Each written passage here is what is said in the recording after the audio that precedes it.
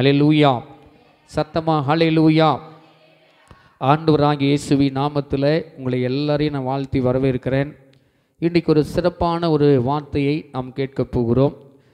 ஸ்தோத்திரம். ஆதியாகமத்தின் புஸ்தகம் 2வது அதிகாரம் அதில் இருக்கிற 10வது வசனத்தை நாம் வாசிக்க கேட்கலாம். ஸ்தோத்திரம். வாசிக்கலாம்.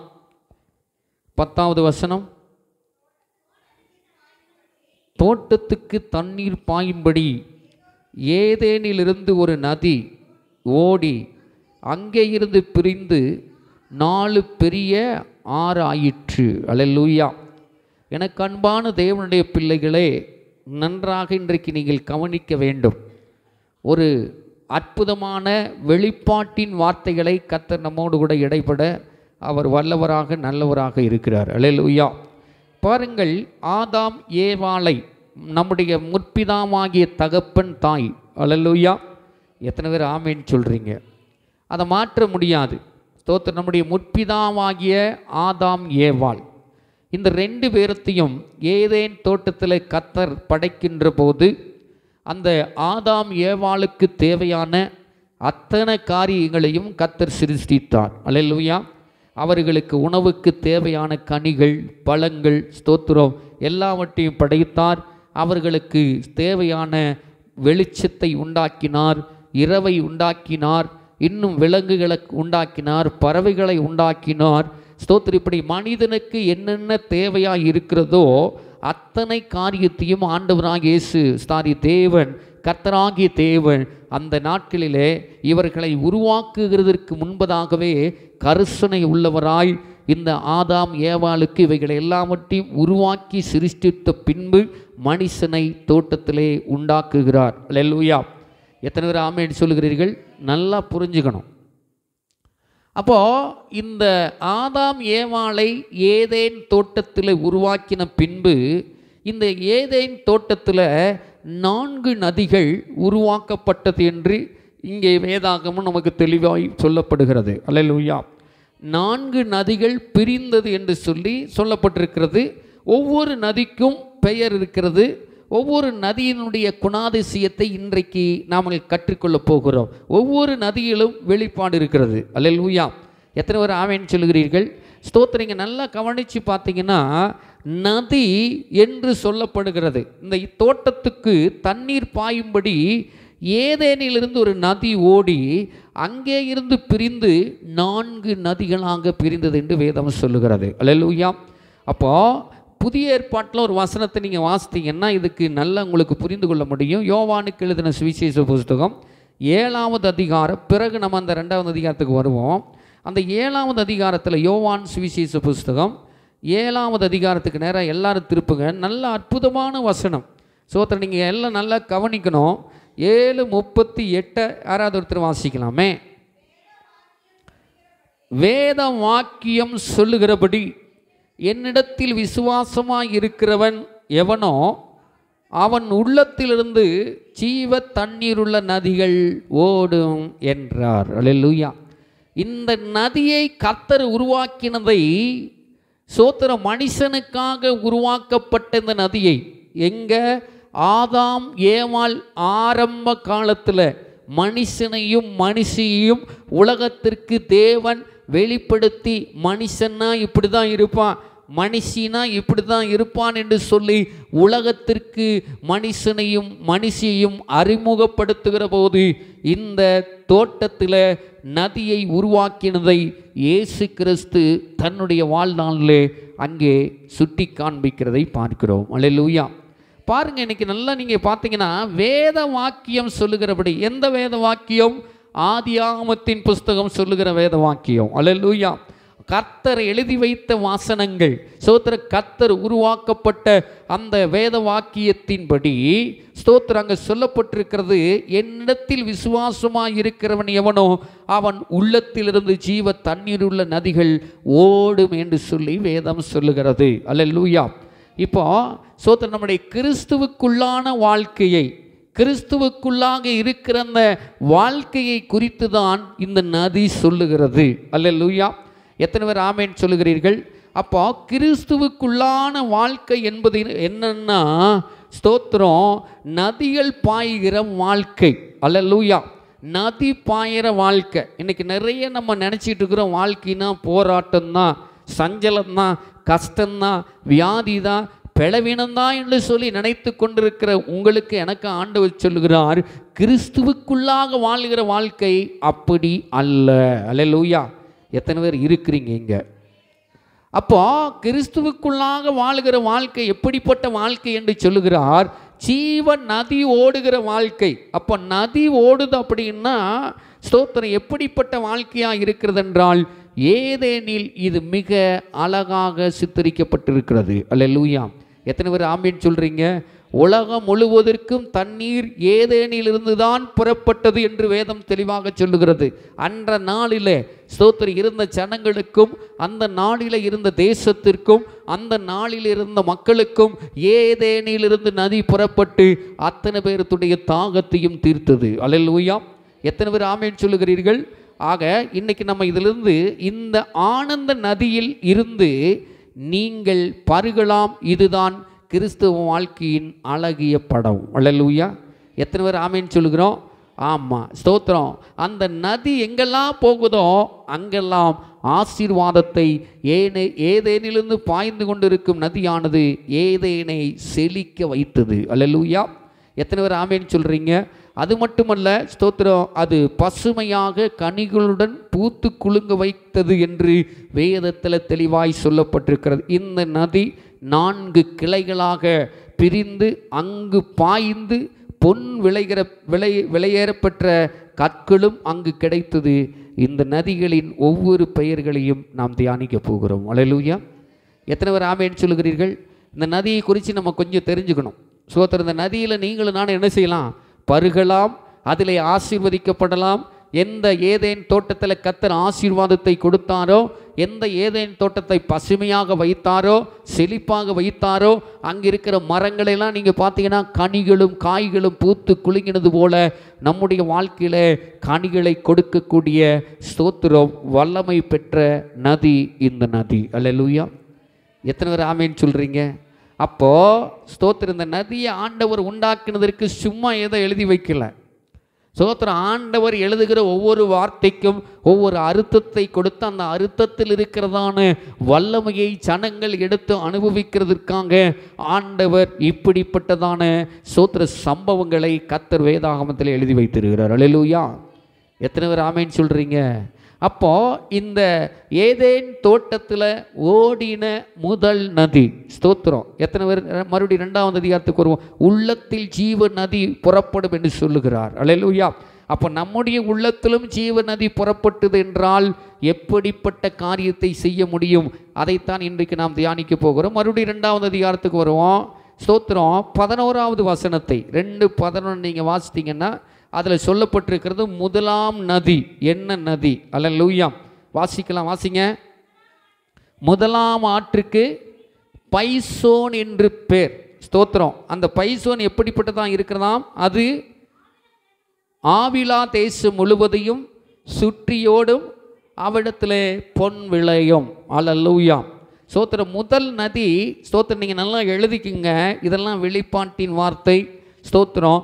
நீங்கள் பைசோன் என்றால் அந்த வார்த்தைக்கு என்ன அர்த்தம் அப்படின்னா பெருக்கம் என்று அர்த்தம். அல்லேலூயா. எத்தனை பேர் ஆமேன்னு சொல்கிறீங்க? இங்கே தான் இருக்கிறீங்களா, எங்கேயாவது இருக்கிறீங்களா? பைசோன் எல்லாரும் சொல்லுங்கம்மா. அப்போ ஒரு சில வார்த்தை தான் கேட்குது. அல்லேலூயா. பைசோன் சொல்லுங்க.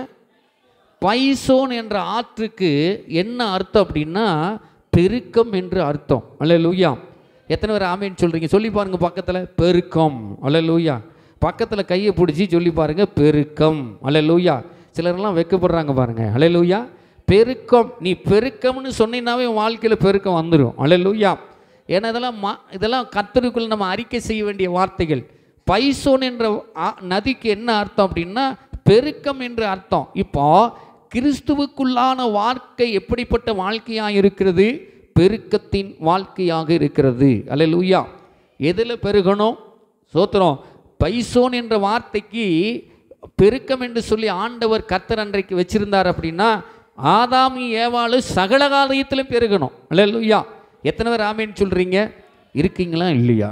இதெல்லாம் வெளிப்பாடுங்க. உங்களுக்கு சொல்கிறது ஏதோ எங்கேயோ போய் கெட்டு அதெல்லாம் இல்லை. வேலை வருது, கீழே போயிட்டே இருக்குது, அவ்வளோதான். அல்லேலூயா. அப்போ பெருக்கன்னா என்ன அர்த்தம்? ஸ்தோத்திரம். பைசோன் என்றால் பெருக்கம். இந்த பெருக்கம் எப்படிப்பட்ட காரியத்தை செய்கிறது? கிறிஸ்துவுக்குள்ளாக நீங்களும் நானும் வாழ்ந்து கொண்டிருக்கிறோம். கிறிஸ்துவுக்குள்ளாக நீங்கள் நானும் ஜீவித்து கொண்டிருக்கிறோம். கிறிஸ்துவுக்காக எல்லாத்தையும் விட்டுட்டு ஆண்டவரே தெய்வம் என்று ஆராதித்து துதித்து அவருடைய நாமத்தை ஒவ்வொரு நாலு காலங்கள் வருஷங்கள் ஆராதித்து கொண்டிருக்கிற நம்மை பார்த்து சொல்லுகிறார், இந்த கிறிஸ்துவ வாழ்க்கை எப்படிப்பட்ட வாழ்க்கையா?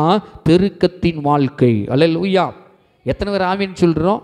கிறிஸ்துவுக்குள்ளான வாழ்க்கை இகழ்ச்சியோ தாழ்வோ தரித்திரமோ இல்லை குறைவான வாழ்க்கையோ கிடையாது. அல்லேலூயா.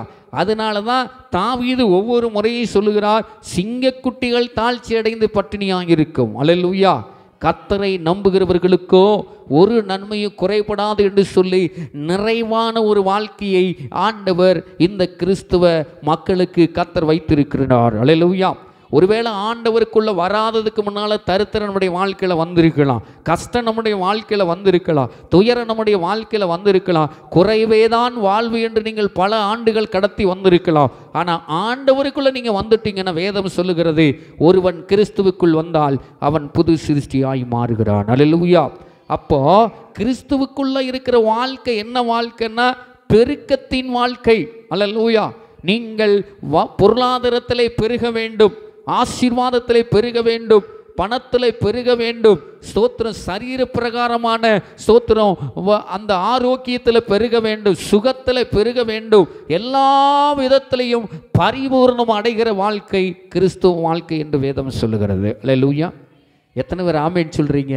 இன்றைக்கி நம்மளை நாமளே மட்டுப்படுத்தி இதுதான் தேவனுடைய சித்தம், நாம் இப்படி இருக்கிறது தான் தேவனுக்கு சித்தம்னு சொல்லி நம்மளை நாமளே பெருக்கத்தை மறந்து ஆண்டுடைய சித்தத்தை மறந்து தேவனுடைய வாக்குத்தத்தத்தை மறந்து நம்ம வாழ்க்கையில் உலகத்தில் நடக்கக்கூடிய காரியம்தான் நம்முடைய வாழ்க்கைக்கு சிம்ம சொப்பனமாகவும் திட்டமாகவும் நினச்சி நம்மளை நாமளே ஏமாற்றி கொண்டிருக்கிறோம். அல்லேலூயா.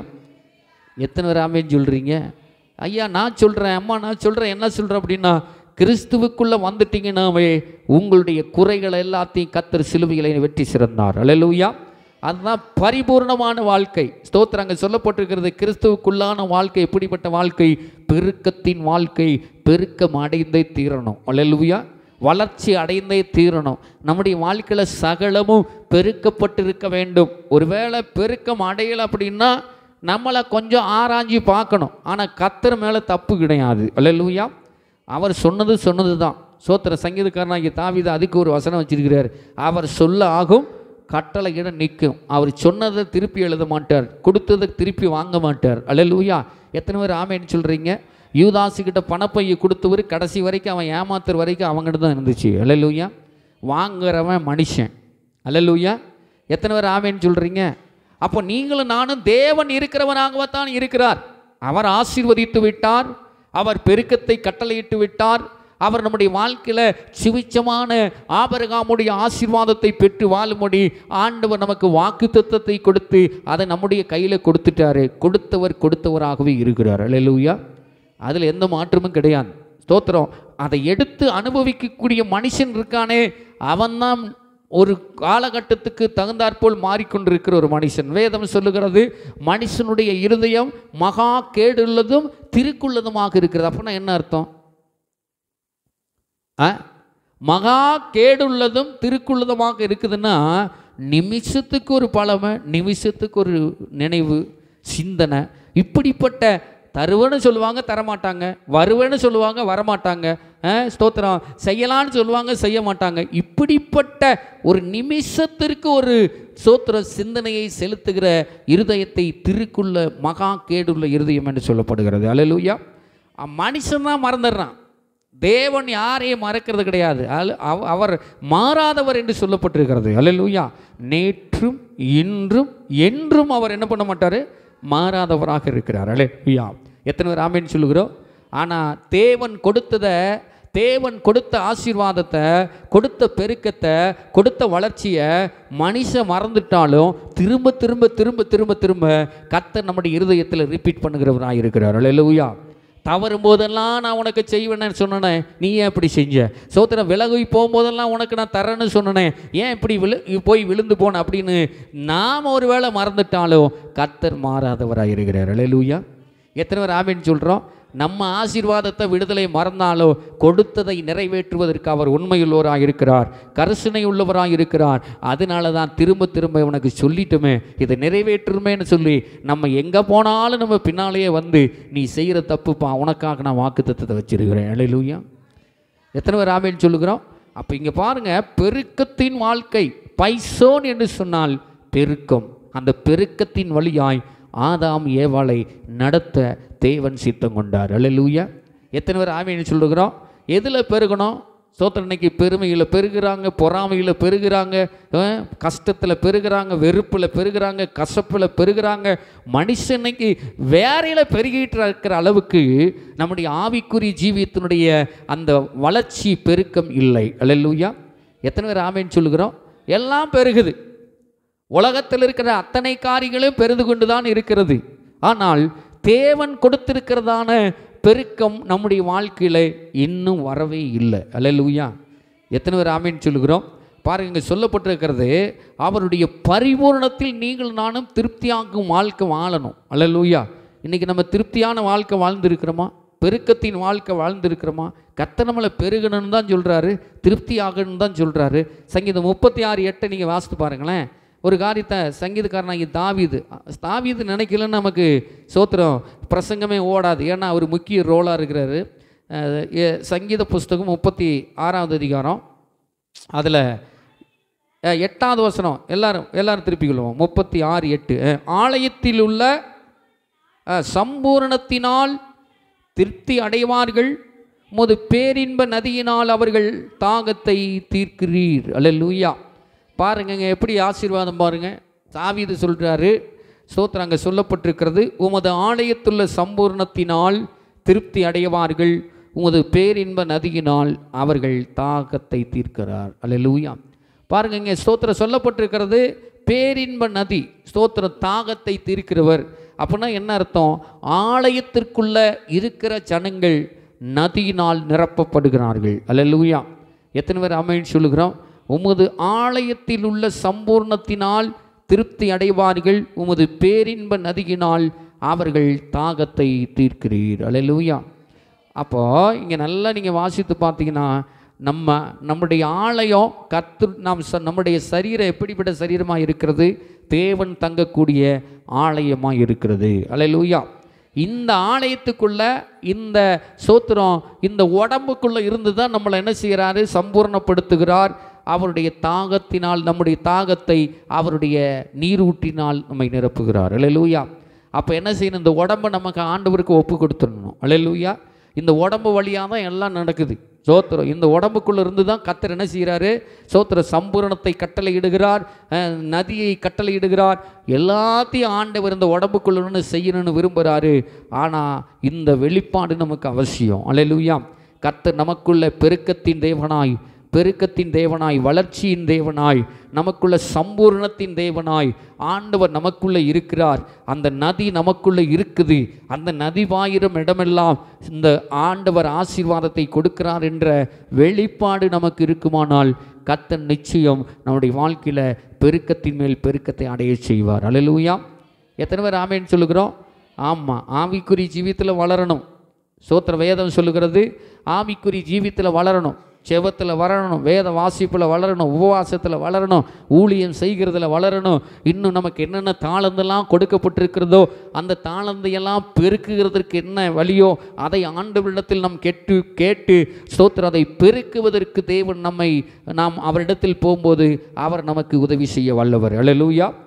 ஆமாம், பாடக்கூடிய தாளந்து, வேதத்தை வாசிக்கக்கூடிய தாளந்து, செய்தி கொடுக்குற தாளந்து, ஆராதிக்கிற தாளந்து, என்ன தாளந்து, சபைக்குள்ளே நமக்கு என்னெல்லாம் செய்யணும்னு நமக்கு அந்த ஆர்வமோ அந்த வாஞ்சியம் இருக்கிறதோ அதை பெருக்குவதற்கு நாம் ஆசைப்பட வேண்டும். அல்லேலூயா. இதுதான் கிறிஸ்துவ வாழ்க்கை. கிறிஸ்துவ வாழ்க்கை என்பது என் குடும்பம், என் பிள்ளை, என்னுடையது, என்னுடைய அப்படி போகிறது இல்லை. ஸ்தோத்திரம். பிறனுக்கானவைகளையும் தேடுவாயாக. அல்லேலூயா. தனக்கானவைகளை தேடாதபடிக்கு பிறனுக்கானவைகளை தேடுவாயாக என்று பவுல் நிருபத்தில் எழுதி வச்சிருக்கிறார். ஸ்தோத்திரம். பிறனுக்கானவைகளை தேடுகிறது கிறிஸ்துவுக்குள்ளான வாழ்க்கை, தனக்கானதை தேடுகிறது உலகத்திற்கான வாழ்க்கை. அல்லேலூயா. அப்போ தனக்கானவைகளை தேடுகிறவர்கள் இந்த பைசோன் நதியில் வர முடியாது. அல்லேலூயா. எத்தனை பேர் இருக்கிறீங்களா இல்லையா? அப்போ தனக்கானவைகளை தேடுகிறவர்கள் இந்த பைசோன் நதியினுடைய பெருக்கத்திற்கு நேராக நம்ம என்ன செய்ய முடியாது? போக முடியாது. பிறருக்கானவைகளை தேடுகிறவர்கள் இந்த பைசோன் நதி சொல்லப்படுகிற அந்த அர்த்தத்தில் பெருக்கத்திற்கு மேலே பெருக்கமாய், பெருக்கத்திற்கு மேலே பெருக்கமாய் கர்த்தர் நம்மை ஆசீர்வதிக்க அவர் வல்லமையுள்ள தேவனாக இருக்கின்றார். அல்லேலூயா. அப்போ ஆலயத்தில் உள்ள சம்பூரணத்தினால நிரப்பப்படணும். உலகத்தில் உள்ள காரியங்கள்லாம் நிரப்பப்படக்கூடாது. ஆலயத்தில் உள்ள சம்பூரணம் அப்படின்னா என்னது? ஆலயத்தில் உள்ள சம்பூரணத்தினால் நிரப்புகிறதுனா என்ன அர்த்தம்? தேவனே கொடுக்க வேண்டும். அல்லேலூயா. தேவனே நமக்கு எல்லாத்தையும் தரணும். சோத்திரம். தேவன் தராம, கடவுள் நமக்கு சோத்திரம் கொடுக்காம வேற யாராவது நமக்கு கொடுத்தாங்கன்னா அது பிரச்சனை. அல்லேலூயா. கடவுளே கொடுக்கணும். வேதம் தான் சொல்லுகிறது, விசுவாசத்தினால் வராத யாவும் பாவம் என்று சொல்லப்பட்டிருக்கிறது. அல்லேலூயா. எத்தனை பேர் ஆமென் சொல்றீங்க? அப்போ விசுவாசத்தில் வரதெல்லாம் கடவுள் கொடுக்கிறது. விசுவாசத்தில் வரதெல்லாம் ஆண்டவர் சொன்னபடியே வேத வாக்கியங்களின்படி நம்மை ஆசீர்வதிப்பது. அல்லேலூயா. எத்தனை பேர் ஆமென் சொல்றீங்க? அப்போ இந்த பெருக்க நம்முடைய வாழ்க்கையில் வரணும்னா பெருக்கத்துக்கு ஒரே ஒரு வழி, ஸ்தோத்திரம், ஆண்டவருடைய சமூகம். அல்லேலூயா. அந்த சமூகத்திற்கு வரும்போது தான் தேவன் நம்மை சம்பூரணத்தினால், சோத்திர திருப்தியான வாழ்க்கையினாலே, பரிபூரணத்தினாலே நம்மை நிரப்ப அவர் வல்லவராக இருக்கிறார். அல்லேலூயா. பாருங்கள், இன்னொரு வசனத்தை வாசித்து பாருங்கள். சங்கீதம் 87. நீங்கள் அதில் வாசித்தாலும் சங்கீதக்காரனாகிய தாவீது ஒரு காரியத்தை சொல்கிறார். 87வது சங்கீதம், அதில் 7வது வசனத்தை வாசிக்கலாம். எங்கள் ஊற்றுகளெல்லாம் உன்னில் இருக்கிறது என்று பாடுவாரும் ஆடுவாரும் ஏகமாய் சொல்லுவார்கள். அல்லேலூயா. அப்போ ஆலயத்தில் சம்பூர்ணம் சொல்லி சொன்னோம். ஆலயத்தில் உள்ள சம்பூர்ணத்தினால் நிரப்புகிற தேவன். அல்லேலூயா. அப்போ ஆலயத்தில் என்ன இருக்குது பாருங்க. சோத்திர 7வது வசனம், எங்கள் ஊற்றுகளெல்லாம் உன்னில் இருக்கிறது என்றும் பாடுவார்கள் ஆடுவாரும் ஏகமாய் சொல்லுவார்கள். அல்லேலூயா. அப்போ ஆண்டவர் பாருங்க, அங்கே சொல்லப்பட்டிருக்கிற நம்மை ஆசீர்வதிக்கிற ஊற்று, நம்மை பெருகச் செய்கிற ஊற்று, நம்மை ஸ்தோத்திரம் பரிபூர்ணத்தில் நடத்துகிற ஊற்று. இப்படி இந்த ஊற்று எங்கே இருக்குது அப்படின்னா ஆலயத்துக்குள்ள சம்பூரணம் சொல்லிட்டார். அல்லேலூயா. அப்போ ஆலயத்துக்குள்ள சம்பூரணம் சொன்னால் ஆடல் மூலமாக, பாடல் மூலமாக, துதியின் மூலமாக, வசனத்தின் மூலமாக, ஸ்தோத்திரம் செபத்தின் மூலமாக, ஸ்தோத்திரம் அங்கே ஊற்று திறக்கப்படுகிறது. அல்லேலூயா. எத்தனை பேர் ஆமென் சொல்கிறீங்க? அப்போ இதை செய்யாமல் நீங்கள் என்ன செய்ய முடியாது? பைசோன் ஆறாக பெருக்க முடியாது. அல்லேலூயா. எத்தனை பேர் ஆமென் சொல்கிறீங்க? அப்போது பெருக்கிறதுக்கு ஒரு வழி, ஸ்தோத்திரம் பரிபூர்ணம் அடைகிறதுக்கு ஒரு வழி, ஸ்தோத்திர திருப்தியான வாழ்க்கை வாழ்கிறதுக்கு ஒரு வழி.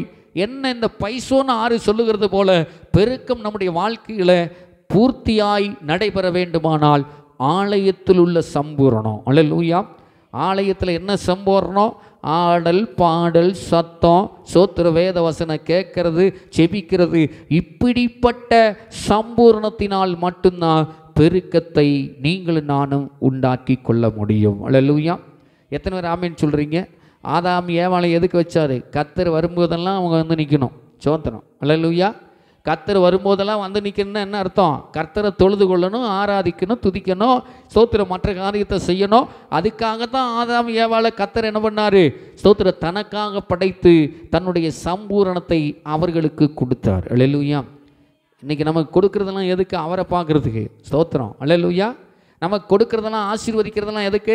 அவருடைய முகத்தை பார்ப்பதற்காக, அவரை மகிமைப்படுத்துவதற்காக, அவரை மேன்மைப்படுத்துவதற்காக, அவருடைய காரியங்களை செய்வதற்காக இந்த பைசோன் என்ற பெருக்கத்தை நம்முடைய உலக வாழ்க்கையில் கர்த்தர் வைத்திருக்கிறார். அல்லேலூயா. எத்தனை பேர் ஆமென் சொல்கிறீங்க? இன்றைக்கி அது புரியாமல் நான் தருத்திரனை, நான் வந்து ஸ்தோத்திர தூசி குப்பை இதெல்லாம் நம்ம சொல்லிக்கிட்டு இருப்போம். இதெல்லாம் நமக்கு ஏற்றது கிடையாது. வேதம் சொல்லுகிறது பைசோன் என்ற ஆற்றிற்கு என்ன அர்த்தம்னா பெருக்கத்தின் வாழ்க்கை. அல்லேலூயா. இந்த பெருக்கத்தின் வாழ்க்கை எங்கே இருக்குது? கிறிஸ்துவுக்குள்ளான வாழ்க்கையில் இருக்கிறது. அல்லேலூயா. அப்போ இந்த கிறிஸ்துவுக்குள்ளான வாழ்க்கையில் இருக்கிற நீங்களும் நானும் பெருக்கமடைகிற மக்கள் என்று சொல்லி நீங்கள் சொல்லணும். அல்லேலூயா. அந்த பெருக்கம் எங்கே இருக்குது? ஆலயத்தில் உள்ள சம்பூர்ணத்தினால். அல்லேலூயா. அந்த சம்பூர்ணம் என்னது? ஆடல், பாடல், சத்தம், ஆண்டவரை துதிக்கிறது, ஆராதிக்கிறது, மேன்மைப்படுத்தி உயர்த்துறது, வாசனத்தை வாசிக்கிறது, இது எல்லாம் பெருக்கத்துக்கு நேராக நம்மை நடத்துகிறது. அல்லேலூயா. எத்தனை பேர் ஆமேன்னு சொல்லுகிறீர்கள்? இந்த நதியானது எதெல்லாம் கொடுத்துச்சு? பொன்னை கொடுத்துச்சு, விளையாடப்பட்ட கற்களை கொடுத்துச்சு. சோத்திரம். இது பொன்னையும் விளையாடப்பட்ட கற்களையும் உற்பத்தி செய்யக்கூடிய நதி. அல்லேலூயா. பைசோன். அல்லேலூயா. அப்படின்னா என்ன அர்த்தம்? இந்த ஸ்தோத்திரம் இந்த கிறிஸ்துவுக்குள்ளாக பெருக்கத்தின் மக்களாக நீங்கள் வளரும்போது ஸ்தோத்திரம் அங்கே சொல்லப்பட்டிருக்கிறது, எல்லாவற்றையும் உருவாக்கக்கூடிய சக்தியை கர்த்தர் நமக்கு தருகிறார். அல்லேலூயா. எத்தனை பேர் ஆமென் சொல்கிறீங்க? இந்த வசனத்தை நீங்கள் பேசும்போது, இந்த வசனத்தை நீங்கள் உச்சரித்து ஆராதிக்கும் போது அங்கே சொல்லப்பட்டிருக்கிறது, எதையும் நீங்கள் பெற்றுக்கொள்ளலாம். அல்லேலூயா. எதையும் பெற்றுக்கொள்ளுக்கிறதற்குண்டான அதிகாரத்தை இந்த ஸ்தோத்திரம், ஆடல், பாடல், சத்தம் நமக்கு தருகிறது. அல்லேலூயா. பாருங்கள், நீங்கள் வாசித்து பார்த்தீங்கன்னா ஸ்தோத்திரம் உற்பத்தி செய்யும், அதாவது உங்கள் வாழ்க்கையில் செழிப்பை தரும், நீங்கள் வற்றாத நீரூற்றை போல வளமிக்க தோட்டத்தை போல் இருப்பீர்கள். அல்லேலூயா. எத்தனை பேர் ஆமேன்னு சொல்கிறீங்க? இந்த பொன் விளையிற நதி, இன்னுமாக விளையேறப்பட்ட கற்கள் விளைகிற நதியாக எதை குறிக்கிறது என்றால், நீங்கள் நானும் ஸ்தோத்திரம் செழிப்பாக வாழ்கிற வாழ்க்கை. அல்லேலூயா. ஒரு 10 பவுனு நகை ஒரு வீட்டில் இருக்குது அப்படின்னா, 20 பவுன் ஒரு வீட்டில் இருக்குது அப்படின்னா, ஸ்தோத்திர கவலையை குறித்து, கஷ்டத்தை குறித்து அவங்களுக்கு கவலையே கிடையாது. அல்லேலூயா. சுற்றி முற்றி பார்த்தா அது என்னது? விலையேறப்பட்டது. ஸ்தோத்திரம் அதை கொண்டு போய் வச்ச பணம் வரும். அல்லேலூயா. அதுபோல தான் கர்த்தர் நமக்குள்ள ஸ்தோத்திரம் அந்த நதியை வச்சிருக்கிறாரு. நதியை வச்சிருக்கும் போது நீங்கள் நானும் எந்த ஸ்தோத்திரம் அந்த நதியை கொண்டு பெருக செய்யலாம். இந்த பெருக்கம் நம்முடைய வாழ்க்கையில் செழிப்பை கொண்டு வருகிறது. அல்லேலூயா. பாருங்கள், அங்கே சொல்லப்பட்டிருக்கிறது ஏசாயா 58 ஸ்தோத்திரம் 11 நீங்கள் வாசித்தீங்கன்னா, அந்த ஸ்தோத்திர காரியத்தை குறித்து, மேன்மையான வாழ்க்கை குறித்து ஆண்டவர் ஒரு வாக்குத்தத்தம் பண்ணுகிறார். ஸ்தோத்திரம் இந்த இந்த மாதத்தில் கர்த்தர் அப்படி நம்மை நடத்துவாராக. ஏசாயா 58:11 எல்லாரும் திருப்பிக் கொள்ளலாம். 58வது அதிகாரம் 11வது வசனம் வாசிங்க. கர்த்தர் நித்தம், ஒரு நாள் ஒரு நிமிஷம் மட்டுமா? கர்த்தர் எப்படி நடத்துகிறாரு நம்மளை? சொல்லுங்கள், உங்களை தாங்க கேட்குறேன் எல்லாத்தையும். 1 மணி நேரத்துக்கு மட்டும் கர்த்தர் வந்துட்டு போயிடுவாரா? சொல்லுங்கள், கொஞ்சம் வாயை திறந்து சொல்லுங்களேன். அல்லேலூயா.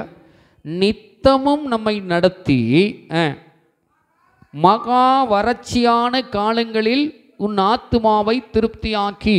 வறட்சியான காலம், பஞ்சம் வந்தாலும் சரி, உணவு தட்டுப்பாடு வந்தாலும் சரி, என்ன தட்டுப்பாடு வந்தாலும் சரி, பஞ்சம்னு எது வருகிறதோ அந்த பஞ்ச காலத்தில் அரை வயிற்று கஞ்சி, காவைத்து கஞ்சிலாம் சொல்லலை. அல்லேலூயா.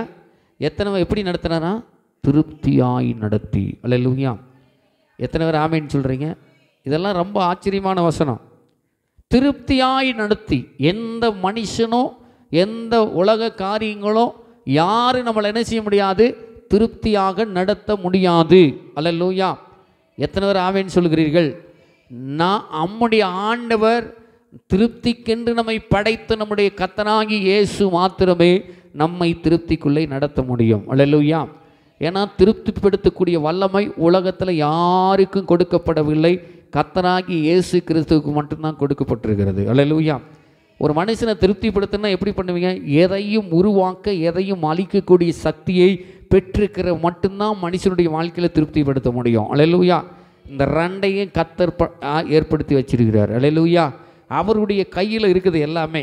ஸ்தோத்திரம். அதுதான் இங்கே சொல்லப்பட்டிருக்கிறது. நல்ல வசனம், நம்முடைய வாழ்க்கையில் நல்ல கற்றுக் கொடுக்கக்கூடிய வசனம். கர்த்தர் நித்தமும் உன்னை நடத்தி. ஏதோ இருக்கிறங்க, ஏதோ வாழ்கிறங்க, ஏதோ ஜீவிக்கிறங்க, ஏதோ உசுறு ஊசலாடிக்கிட்டு இருக்குதுங்கலாம் சொல்கிறார் ஆண்டவர். அல்லேலூயா.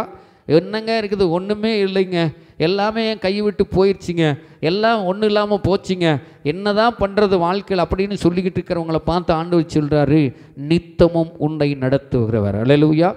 கர்த்தருடைய கரத்தில் உங்களுடைய என் வாழ்க்கையை ஒப்பு கொடுத்தாச்சு. இனி கவலைப்பட வேண்டியது அவர். அல்லேலூயா. நீங்களும் நானும் கவலைப்பட வேண்டிய அவசியம் இல்லை. அந்த சம்பூரணத்தின் வாழ்க்கை, பரிபூரண வாழ்க்கை, பெருக்கத்தின் வாழ்க்கை என்று சொன்னமே, அந்த ஆராதிக்கிற அந்த துதிக்கிற ஆலயத்தின் சம்பூரணத்தில் துதிக்கிறவர்கள், ஆலயத்தில் ஆராதிக்கிறவர்களுக்கு தேவன் கொடுக்கிற ஆசீர்வாதம் பெருக்க என்ன தெரியுமா? நித்தமும் கர்த்தர் உன்னை நடத்துவார். அல்லேலூயா. எத்தனை பேர் ஆமென் சொல்கிறோம்? இந்த 8வது மாதத்தில் நித்தமும் 31 நாட்கள் 30 நாட்கள் கர்த்தர் நித்தமும் நம்ம நடத்த போகிறார். அல்லேலூயா.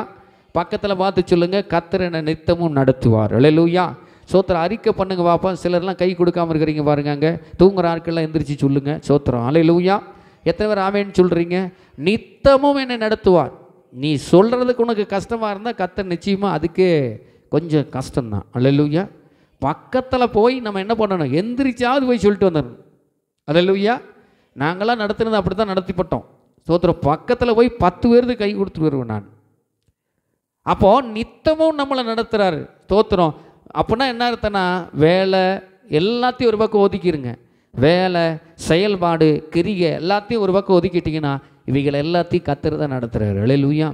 நித்தமும் என்னை நடத்தி மகா வறட்சியான காலங்களில் உன் ஆத்துமாவை திருப்தி ஆகிய, வறட்சின்னு கூட சொன்னால் கூட பரவாயில்ல, மகா வறட்சி. அல்லேலூயா. எத்தனை பேர் ஆமென் சொல்கிறீங்க? ஒன்றுமே இல்லைனாலும் பாட்டு பாடணும் இல்லையா? ஒன்றுமே இல்லைனாலும் கர்த்தர் நம்புவோம். ஸ்தோத்திரம். வறட்சியான காலத்தில், ஏன்னா வேதத்தில் வறட்சியான காலத்தில் நடத்தி ஆசீர்வதிக்கப்பட்ட மனிதர்கள் நமக்கு சாட்சியாக இருக்கிறார்கள். அல்லேலூயா. நம்முடைய தேவன் பொய் சொல்லலை. அப்போ வறட்சியான காலத்தில் நம்மளை என்ன பண்ணுறாரா? போதும் போதுங்கிற அளவுக்கு ஆசீர்வதிக்கிறாராம். திருப்தி. அல்லேலூயா. திருப்தியான வாழ்க்கை. அது மட்டுமல்ல, சோத்திரம், உன் எலும்புகளை நிலமுள்ளதாக்குவார். நீ நீர்ப்பாய்ச்சலான தோட்டத்தை போலவும் வற்றாத நீரூற்றை போலவும் இருப்பாய். அல்லேலூயா. இது மேலே சொன்னது நம்முடைய ஆத்துமாவுக்கு, சரீரத்துக்கு, நம்முடைய சொந்த காரியத்துக்கு சொன்னார். திருப்தியாக்கி உன் எலும்புகளை நிலமுள்ளதாக்குவார். இது உள்ள நடக்க வேண்டிய விஷயம். அல்லேலூயா. எத்தனை பேர் ஆமென் சொல்கிறீங்க? மனுஷனுக்குள்ள, குடும்பத்துக்குள்ளே நடக்க வேண்டிய விஷயம். ஆனால் கீழே சொல்கிறது, நீ வற்றாத நீரூற்றை போலவும் வளமிக்க தோட்டத்தை போலவும் வற்றாத நீரூற்றை போலவும் இருப்பாய். அப்படின்னா நம்மளை பார்க்குறவங்க கர்த்தருக்குள்ள ஆசீர்வாதமாக இருக்கிறார்கள் என்று நம்புகிறதுக்கு இந்த ஆசீர்வாதத்தை கர்த்தர் கொடுக்குறார். அல்லேலூயா. எத்தனை பேர் ஆமென் சொல்கிறீங்க? நீங்கள் பார்க்கும்போதெல்லாம் செழிப்பாக தான் இருப்பீங்க, பெருக்கமாக தான் இருப்பீங்க. சோத்திரம். நீங்கள் பார்க்கும்போதெல்லாம் ஆண்டோடைய பிள்ளைகள் மகிழ்ச்சியாக இருக்கிறதை பார்க்கிற ஜனங்கள் சொல்லுவாங்க, கிறிஸ்து மெய்யான தேவன். அல்லேலூயா. எத்தனை பேர் ஆமென் சொல்கிறீங்க? ஆண்டோடைய ஆசீர்வாதம் பார்த்தீங்களா? சோத்திரம். இலையுதிராது இருக்கிற மரத்தை போல் இருப்பீர்கள், நீங்கள் செய்வதெல்லாம் வாய்க்கும். சங்கீதம் 1:3 வாசிக்கிறோம். அந்த ஸ்தோத்திரம், அந்த பெருக்கத்தினுடைய ஆசீர்வாதம் என்னன்னா, இலையுதிராது இருக்கிற மரத்தை போல் இருப்போம். அல்லேலூயா.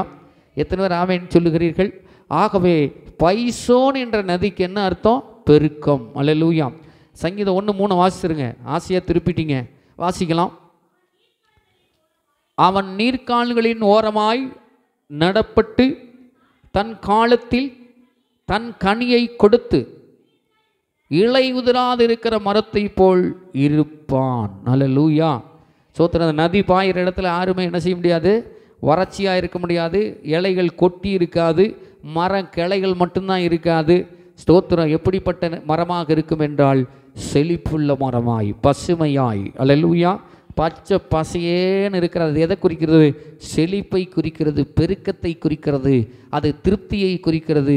அது இன்னும் சொல்லப்போனால் அங்கே சொல்லப்பட்டிருக்கிறது, ஆண்டுடைய அங்கே சம்பூரணத்தினாலே அது இருக்கிறது. தண்ணி சம்பூரணமாக பாயுது. அல்லேலூயா. எத்தனை பேர் ஆமென் சொல்கிறீங்க? அப்படிப்பட்ட ஆசீர்வாதத்தை கொண்ட நதிதான் இந்த பைசோன். அல்லேலூயா. இந்த பைசோன் என்ற பேருக்கு என்னது? பெருக்கம். இந்த பெருக்கத்தின் வாழ்க்கை தான் கிறிஸ்துவ வாழ்க்கை. அல்லேலூயா. பெருக்கம் இல்லாமல் எங்கே நீங்கள் ட்ரகிள் ஆகிறீங்களோ, அடுத்த 3 நதி அடுத்த வாரம் தொடர்ந்து பேச போகிறேன். அல்லேலூயா. ஆகவே ஸ்தோத்திரம். பைசோன் என்ற நதினா உங்களுக்கு உடனே வரணும் பெருக்கம். அல்லேலூயா. இந்த நதி போகிற இடமெல்லாம் பெருக்கம் அடைந்தது. நதி போகிற இடமெல்லாம் கனிகள் காய்த்தது, காய் காத்து கனி தந்தது. ஸ்தோத்திரம். அல்லேலூயா. அப்போ இந்த நதி நமக்குள்ளே இருக்கிறது. கடைசியாக சொல்லுவேன் அது என்ன நதி. அல்லேலூயா. இந்த 3 நதிகளை பேசிட்டு அதுக்கப்புறம் தான் சொல்லுவேன் அந்த நதி யார். அல்லேலூயா. அந்த நதி எங்கெங்கெல்லாம் இருக்குது, அது இருக்கிற இடமெல்லாம் எப்படிப்பட்ட இடமா இருக்குன்னு சொல்லி முடிவில் நான் உங்களோடு பேச விரும்புகிறேன். அல்லேலூயா. இன்றைக்கு நாம் கற்றுக்கொண்டது, நீங்கள் பெருக்கத்தின் மக்கள். அல்லேலூயா. சம்பூரணத்தின் மக்கள், திருப்தியின் மக்கள். அல்லேலூயா. ஆகவே இந்த ஒரு மனப்பான்மை, இந்த ஒரு வெளிப்பாடு நமக்கு இருக்குமானால் குறைவை கண்டு நாம் குழம்பவே மாட்டோம். அல்லேலூயா. ஆமாம், கர்த்தர் பெரியவர். நம்ம எல்லாரும் எழுந்து நின்று செபிக்க போகிறோம். கர்த்தர் பெரிய காரியங்களை செய்வாராக. சோத்திர ஆண்டவர் இன்றைக்கு நம்முடைய வாழ்க்கையில் அற்புதமான காரியங்களை கர்த்தர் செய்ய வல்லமையுள்ள தேவனாக இருக்கிறார். அல்லேலூயா. எல்லாரும் எழுந்து நிற்போம் கொஞ்ச நேரம். ஸ்தோத்திரம். ஹல்லேலூயா. நல்ல இந்த 8வது மாதத்தை கர்த்தர் நடத்துகிறதற்கு ஆண்டவரை நோக்கி நம்ம எல்லாரும் ஸ்தோத்திரம் பண்ணலாமா? ஹல்லேலூயா, ஹல்லேலூயா, ஹல்லேலூயா, ஹல்லேலூயா. உயிருள்ள நாளெல்லாம் அவருக்கு நாம் என்ன செய்ய வேண்டும்? உயர்த்த வேண்டும். வாழ்கின்ற நாளெல்லாம் அவருக்காக நம்ம ஓடணும். ஹல்லேலூயா. எத்தனை பேர் ஆமென் சொல்லுகிறீர்கள்? எல்லாரும் சேர்ந்து ஹல்லேலூயா. இயேசு ராஜனே திவ்ய கிருபையே பட்டு போன எந்தன் வாழ்வை செழிக்க வைத்ததே. இயேசு ராஜனே திவ்ய கிருபையே பட்டு போன எந்தன் வாழ்வை செழிக்க வைத்ததே. உயிருள்ள நாளெல்லாம் உம்மை உயர்த்துவே. வாழ்கின்ற நாளெல்லாம் உமக்காய் ஓடுவே. உயிருள்ள நாளெல்லாம் உம்மை பாடுவே. வாழ்கின்ற நாளெல்லாம் உமக்காய் ஓடுவே. இயேசு ராஜனே திவ்ய கிருபையே பட்டு போன எந்தன் வாழ்வை செழிப்பு ஆக்கினதே. இயேசு ராஜனே.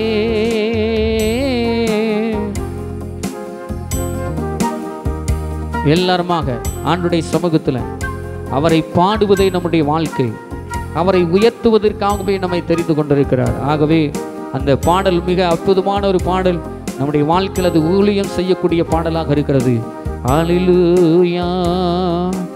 எல்லாராலும் நான் தள்ளப்பட்டாலும், எல்லாராலும் நான் தள்ளப்பட்டாலும், அன்பான தேவனே என்னை உயர்த்தினீர். அன்பான தேவனே என்னை உயர்த்தினீர். உயிருள்ள நாளெல்லாம் உம்மை உயர்த்துவே. வாழ்கின்ற நாளெல்லாம் உமக்காய் ஓடுவே. உயிருள்ள நாளெல்லாம் உம்மை உயர்த்துவே. வாழ்கின்ற நாளெல்லாம் உமக்காய் ஓடுவே. இயேசு ராஜனே திவ்ய கிருபையே பட்டு போன எந்தன் வாழ்வை செழிக்க வைத்ததே. இயேசு ராஜனே. ஆண்டவருடைய சமூகத்தில் நம்ம எல்லாரும் பாடி தேவனுடைய நாமத்தை மகிமைப்படுத்தணும். அவருடைய வாழ்க்கை செழிப்பான வாழ்க்கை. பட்டு போயிருக்கிற அந்த வாழ்க்கையில் ஒரு செழிப்பை கொடுக்கிற இயேசுவின் வாழ்க்கை. அந்த வாழ்க்கைக்கு நேராக நம்மை ஒப்பு கொடுத்து கர்த்தருடைய சமூகத்தில் ஒப்பு கொடுத்த ஆண்டவரை நோக்கி, ஆண்டவரே நான் பெருக்கத்திற்காக தெரிந்து கொள்ளப்பட்டவன். ஆண்டவரே ஸ்தோத்திர பரிபூர்ணத்தை அடைவதற்காக நான் தெரிந்து கொள்ளப்பட்டவன். என் வாழ்க்கையில் ஒரு குறைவும் இல்லாமல் எல்லாம் நிறைவோடு கூட வாழும்படியாக எங்களை தெரிந்து கொண்டிருக்கிறீர். ஆண்டவரே வட்டாது நீரூற்றை போலவும் வளமிக்க தோட்டத்தை போலவும் ஆண்டவரே நீர் எங்களை நடத்துகிறதற்கு போதுமானவராக இருக்கிறீர். ஆண்டவரே எங்களை நெத்தமும் நடத்தி மகா வறட்சியான காலங்களிலும் திருப்தியாக்கி எங்களுடைய எலும்புகளை நிலமுள்ளதாக்கி ஆண்டவரே ஸ்தோத்திரம் ஆண்டவரே, நீர் நடத்துகிறதற்கு போதுமானவராக இருக்கிறீர் ஆண்டவரே. இந்த வாக்கு திட்டங்களை பிடித்து கர்த்தாவே இந்த 8வது மாதம் முழுவதும் நாங்கள் கடந்து செல்கிறோம் ஆண்டவரே. இந்த பைசோனை போல நாங்கள் எங்கெல்லாம் செல்கிறோமோ, இந்த நதி எங்கெல்லாம் புறப்பட்டு போகிறதோ அங்கெல்லாம் ஒரு செழிப்பை தேவன் கட்டளையிடுவீராக, பெருக்கத்தை தேவன் கட்டளையிடும்படிக்காய் ஜெபிக்கிற ஐயா. வந்திருக்கிற ஒவ்வொரு ஜனத்தையும் கத்தரிப்படியாய் இந்த மாதத்தில் பெருகட்டும் ஆண்டவரை, பரிபூரணம் அடையட்டும், திருப்தி அடையட்டும் ஆண்டவரே. உம்முடைய கரத்தில் ஒப்பு கொடுத்து ஜெபிக்கிறோம். ஆவிக்குரிய காரியத்தில் ஆண்டவரை, பொருளாதார காரியத்தில் எல்லாவற்றிலும் ஆண்டவரை சராசரியாய் பெருக கர்த்தர் உதவி செய்யும்படியாய் உம்முடைய கரத்தில் ஒப்பு கொடுக்கிறோம். நீர் பொறுப்பெடுத்து வழி நடத்தும், ஆசீர்வதியும். இயேசுவின் நாமத்தில் பிதாவே, ஆமென். அல்லேலூயா, அல்லேலூயா.